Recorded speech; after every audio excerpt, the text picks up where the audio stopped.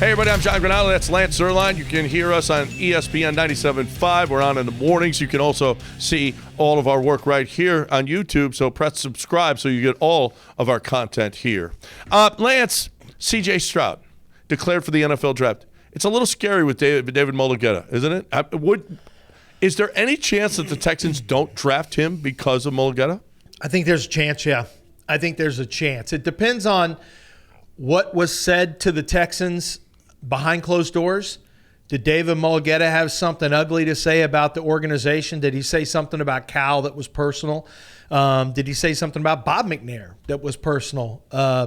In terms of trying to create some leverage to upset the organization to get his client out of there. Remember, Deshaun Watson wasn't talking to the organization. So who was? Well, if there were conversations, it probably would have been the agent David Mulligetta. So I think, it really depends on whether or not there was something said that burned bridges.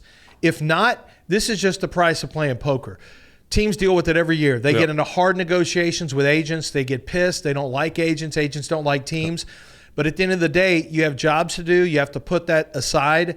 And if the quarterback is a guy who you believe helps your team and you believe in this quarterback and you evaluate him and scout him as being worthy of the second pick, and Bryce Young is gone, or maybe Bryce Young's there and you like him better than Bryce Young for whatever reason, then yeah, you have to. Now, if it's a choice between Bryce Young and C.J. Stroud, and let's say you thought they were close, I think Mulligetta could be one of those guys that kicks a decision over to a smaller quarterback in Bryce Young. But I think Bryce Young's tape and body of work is better than C.J. Stroud. But how could you not? But John, the Astros have dealt with Scott Boras, and they had rough conversations with him whenever the Carlos Beltran thing jumped off. And they're not the only team who Scott Boras has pissed off in the past. And yet, when you have a certain amount of clients, it's just you have to do business with those guys. Yeah. No, you can't not do business.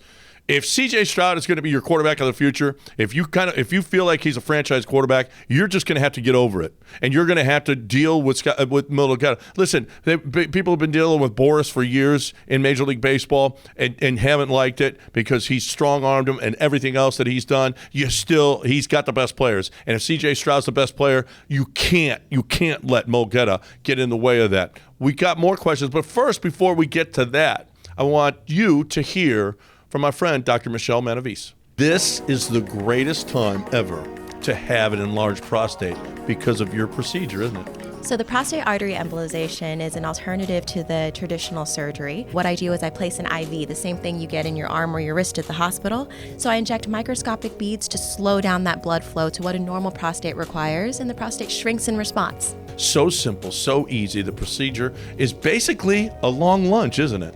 It's true. It's about 45 minutes. You'll hang out with me afterwards for about 30 minutes, and then you're on your way home. If you think you have an enlarged prostate, one place to go, 975prostate.com. With Stroud and Young both entering the draft, if Caserio feels like there's a better player available, let's say, okay, maybe the Colts come up and they take Bryce Young. Will Anderson is sitting there. Does he have the clout to take Will Anderson instead of C.J. Stroud? Does he have the clout with the McNairs, because everybody wants a quarterback here so bad? Does he have the ability to do that? I actually, in any year you would have asked me, I would have said absolutely. You draft the best player available. You have a bunch of holes. And it's true. You do have a bunch of holes. You need a pass rusher, and you may have him. But I tell you what, John, I think that this is a little different year.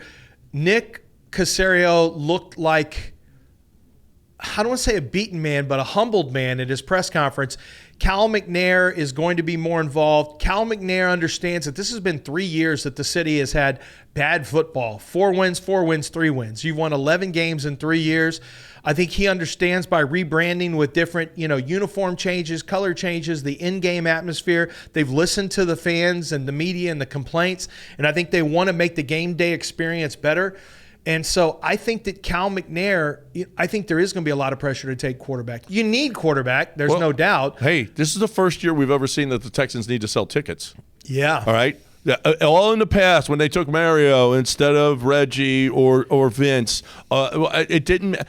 When they took Jadeveon Clowney, that was all fine. They didn't have to sell tickets; they were sold out every single game. Mm-hmm. Now all of a sudden, there's nobody in there. It's a dead atmosphere. We're not selling concessions. We're not selling parking. We're losing money because we don't have a franchise guy. Who's going to sell more tickets? C.J. Stroud, Bryce Young, Hope or sells, Will Anderson? Yeah, Bryce Young. But Hope sells tickets. That's right. And Hope doesn't come in the form, even though a better quarterbacks choice, sell tickets. Well, yeah, quarterbacks equal Hope. Yeah. And even though Will Anderson might end up being a better player, might end up being an all-pro, might end up being a Hall of Famer, still, early on, you don't feel like you can win without the right quarterback. And there's nothing that energizes a fan base than being able to cheer for a brand new quarterback. That's just the truth. You're going to have a new head coach. You could have a new quarterback. So... And then if it's not Sean Payton, for example, and maybe if it is Sean Payton, it intensifies the desire to take quarterback. You say, look, we got Sean Payton now. We got to go get a quarterback. Let him work with C.J. Stroud. So I tell you, John, I think for the first time, it's less about it's going to creep in that, hey, our board looks like this, but we really need to sell the fan base some excitement. Nick may not think that way, but I guarantee you ownership is thinking Who would sell more tickets, Sean Payton or Bryce Young? Bryce Young. Players are always. I think Sean Payton will sell some tickets though if they got him. He will, and it comes with the first pick of the draft. I mean, a second pick of the draft. Right. So I think you have some automatic.